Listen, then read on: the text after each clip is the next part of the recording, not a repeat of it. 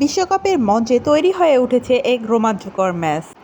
দীর্ঘ ৪ বছর পর ফের একবার বিশ্বকাপ জয়ের মিশন শুরু করতে যাচ্ছে ডিফেন্ডিং চ্যাম্পিয়ন আর্জেন্টিনা। 2023-24 সালে ফিফা বিশ্বকাপের বাছাই পর্বে নিজেদের প্রথম ম্যাচেই লিওনেল স্কালোনির আলবিসেলেস্তারা মুখোমুখি হতে চলেছে আফ্রিকার শক্তিশালী দল আলজেরিয়ার। একদিকে বিশ্বসেরা স্কোয়াড আর অন্যদিকে চমক দেখাতে প্রস্তুত ডেজার্ট ফক্সের দল। কাতার বিশ্বকাপে প্রথম ম্যাচেই সৌদি আরবের কাছে সেই হার, সেই ধাক্কা কি এবার সামলাতে পারবে আর্জেন্টিনা, নাকি আলজেরিয়াকে উড়িয়ে দিয়ে রাজকীয় সূচনা করবে তারা? আর্জেন্টিনা এবং আলজেরিয়ার ফুটবল ইতিহাস ঘাটলে দেখা যাবে আন্তর্জাতিক ফুটবলে এই দুটি দল খুব কম মুখোমুখি হয়েছে। ফুটবল ইতিহাসে তাদের একমাত্র দেখা হয়েছিল দীর্ঘ ১৯ বছর আগে ২০০৭ সালের জুন মাসের একটি প্রীতি ম্যাচে। সেই ম্যাচটি ছিল গোল উৎসবের এক রাত, যেখানে চরম উত্তেজনার পর আর্জেন্টিনা ৩-৩ ব্যবধানে জয়লাভ করে। যদিও সেই ম্যাচের ট্যাকটিক্যাল মূল্যায়নের সাথে আজকের আর্জেন্টিনার কোনো মিল নেই, তবে ইতিহাস বলছে আলজেরিয়া কিন্তু ল্যাটিন পরাশক্তিদের সহজে ছেড়ে দেওয়ার পাত্র নন। আসুন চোখ রাখা যাক দুই দলের বর্তমান ফর্মের উপর। ডিফেন্ডিং চ্যাম্পিয়ন আর্জেন্টিনা বর্তমানে উড়ন্ত ফর্মে রয়েছে। কোপা আমেরিকার পর টোটাল ১৪টি ম্যাচে অপরাজিত থেকে টেবিলের শীর্ষ থেকে কোয়ালিফাই করার পাশাপাশি তারা টানা ৭টি আন্তর্জাতিক ম্যাচ জিতেছে। শেষ কয়েকটি ম্যাচে তারা আইসল্যান্ডকে ৩-০ গোলে এবং জাম্বিয়াকে ৫-০ গোলে উড়িয়ে দিয়ে নিজেদের শক্তি জানান দিয়েছে। সবচেয়ে বড় কথা, স্কালোনির রক্ষণভাগ কতটা নিরেট তা বোঝা যায় একটি পরিসংখ্যান দিয়ে। বাছাই পর্বে শেষ ৬টি ম্যাচে তারা গোল হজম করেছে মাত্র ৩টি।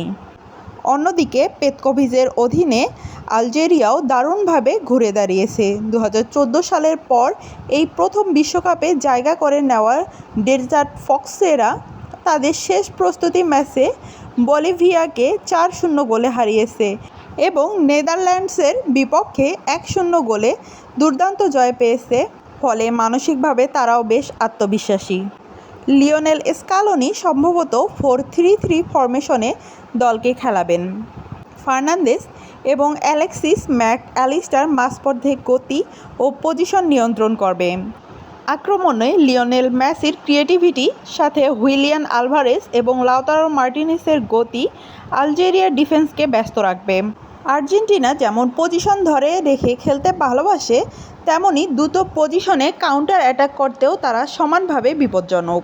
কোচ পেতকোভিচ আর্জেন্টিনাকে আটকাতে একটি সুশৃঙ্খল এবং ফিজিক্যাল ডিফেন্সিভ ব্লক তৈরি করবেন।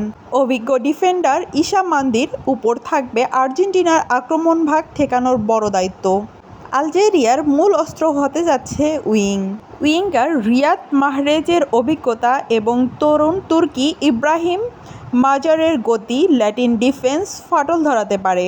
আর্জেন্টিনা যখন অল আউট আক্রমণে যাবে, তখন মাহরেজের কাউন্টার অ্যাটাক ঠেকাতে ক্রিস্টিয়ান রোমেরো এবং লিসান্দ্রো মার্টিনেজকে সতর্ক থাকতে হবে।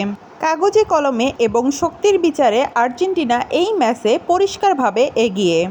তবে বিশ্বকাপের প্রথম ম্যাচ সবসময় অনিশ্চয়তায় ভরা। আলজেরিয়া যদি প্রথম অর্ধে আর্জেন্টিনাকে গোলহীন রাখতে পারে, তবে ম্যাচটি অনেক টাইট হয়ে যাবে।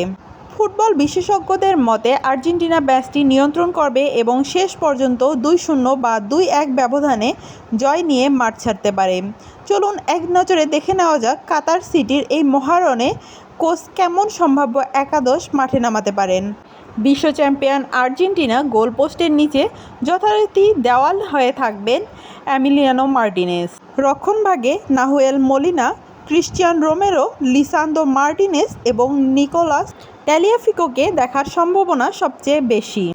মাঝে ত্রয়ী হিসেবে থাকবেন Rodrigo De Paul, Lionel Fernandez, Alexis Mac Allister.